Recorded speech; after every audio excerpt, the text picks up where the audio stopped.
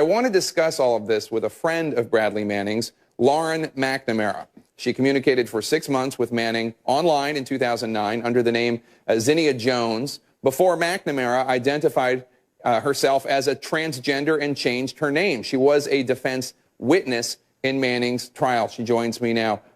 Lauren, thank you so much for being here. Can you talk about your relationship with Manning through these chats in 2009? What sorts of struggles did you guys talk to each other about? Well, at the time, she never talked to me about any questions of gender or anything of the sort. She identified as a gay man at the time. We mostly talked about her difficulties growing up, her struggles with her family, and her struggles in school, and her difficulties prior to joining the military. And she did speak extensively about her role in the military as an intelligence analyst, and she did speak about some difficulties she had adjusting to the culture and with other soldiers who had harassed her. But overall, she still expressed a belief in the military as a force for good made of diverse people. And you, at the time, were a gay man, as was Bradley, but you independently came to these similar statuses. Is that right? Yes, I started transitioning last year. There's evidence that she was considering transitioning as early as 2010, if not earlier. And when you referred to Bradley Manning, because at the time certainly he was Bradley, when you refer to him as saying that people were harassing him, were they harassing him for being a gay man? For what?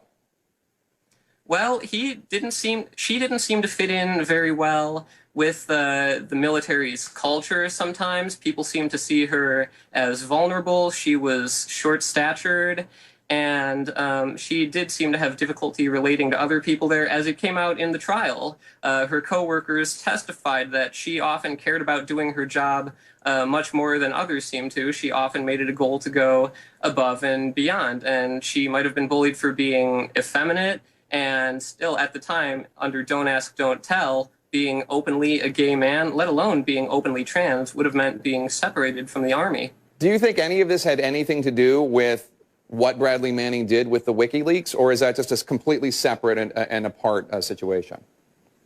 I think it's absolutely related to her state of mind at the time and the decisions she made. It came out in the sentencing phase of the trial when various people she had talked to in the military, psychologists and counselors, spoke about how she had had many previous, incidents where it became obvious that she was in need of imminent treatment. And yet this was often pushed to the side because the unit was underpowered and they could not afford to lose any analysts. She did not receive the care she needed, particularly because receiving care for gender dysphoria would have meant separation from the Army. And this is unnecessary because although the Army does exclude trans people currently, there's no reason for this to be the case. Our allies, such as Israel, Britain, Canada, Australia, all of them allow trans people to serve openly. So this was really a very unnecessary situation, and as the psychologists and counselors testified at the time, this created extreme stress for her, and it could have affected her decision-making abilities. Lauren, as you know, because Bradley Manning's in custody and the Army says it does not provide hormone therapy or gender reassignment surgery, Manning's lawyer would have to sue to change that. What's your reaction? Do you think the attorney needs to do that?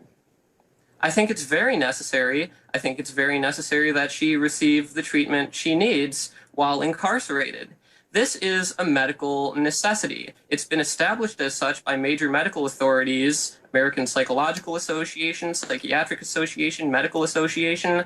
All major professional medical bodies recognize that the most effective and recommended standard of care for gender dysphoria is transitioning. It's highly effective, and without it, gender dysphoria can be comorbid with depression, anxiety, self-harm, even suicide. And 41% of trans people in the United States have attempted suicide at least once in their lives. This is legitimately a life-threatening condition. And to deny someone treatment for this just because they're in prison is similar to denying them treatment for depression or for diabetes or if they needed an organ transplant. There is really no excuse for this because it is established as medically necessary. All right, Lauren McNamara, thank you so much. We appreciate your time.